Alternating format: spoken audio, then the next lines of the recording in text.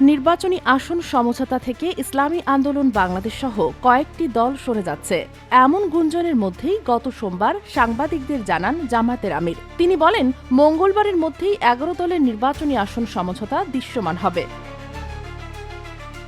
তবে মঙ্গলবার এ বিষয়ে কোনো সিদ্ধান্ত আসেনি। পরে বুধবার বিকেলে ১১ দলের পক্ষ থেকে সংবাদ সম্মেলনের ঘোষণা দেওয়া হলেও নির্ধারিত সময়ের মাত্র ২ ঘণ্টা আগে তা স্থগিত করা হয়। এসব ঘটনায় জোট শেষ পর্যন্ত টিকে থাকবে কিনা এ নিয়ে শুরু হয় নানা জল্পনা কল্পনা। সন্ধ্যায় সাংবাদিকদের মুখোমুখি হন ইসলামী আন্দোলন বাংলাদেশের নীতি নির্ধারণী ফোরাম। দলটির মুখপাত্র গাজী আতাউর রহমান জোট ভাঙনের গুঞ্জন নাকচ করে বলেন, প্রতিকূলতা সত্ত্বেও শেষ পর্যন্ত জোট টিকিয়ে রাখতে চেষ্টা করবে তার দল। তবে তিনি জামায়াতের আন্তরিকতা নিয়ে প্রশ্ন তোলেন। তিনি বলেন, সমঝোতার অর্থ হলো কেউ কারো উপর আধিপত্য করবে না, কেউ চাপ সৃষ্টি করবে না।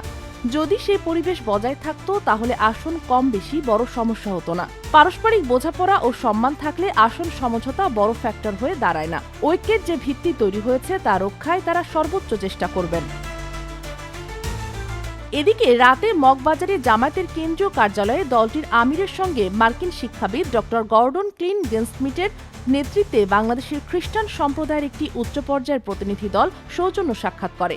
সাক্ষাৎ শেষে জামায়াতের সহকারী সেক্রেটারি জেনারেল এহসানুল মাহবুব জুবায়ের জানান, জোটের সব দল এখনও আসন সমঝোতার বিষয়ে আন্তরিক। তিনি বলেন, জোট আলহামদুলিল্লাহ বহাল আছে। সংশ্লিষ্ট দলগুলোর নেতারাও বৈঠকের পর জানিয়েছেন যে জোট অব্যাহত রয়েছে।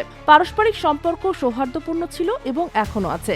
আসন সমঝোতা একটি বড় ও বাস্তব বিষয় হওয়ায় আলোচনায় কিছুটা সময় লাগছে, তবে ১-২ দিনের মধ্যেই তা চূড়ান্ত হবে। আসন সমঝোতার ক্ষেত্রে জামায়াত সর্বোচ্চ ছাড় দিতে প্রস্তুত বলেও জানান তিনি। Sheikh Masuma, news desk, daily our Bangladesh.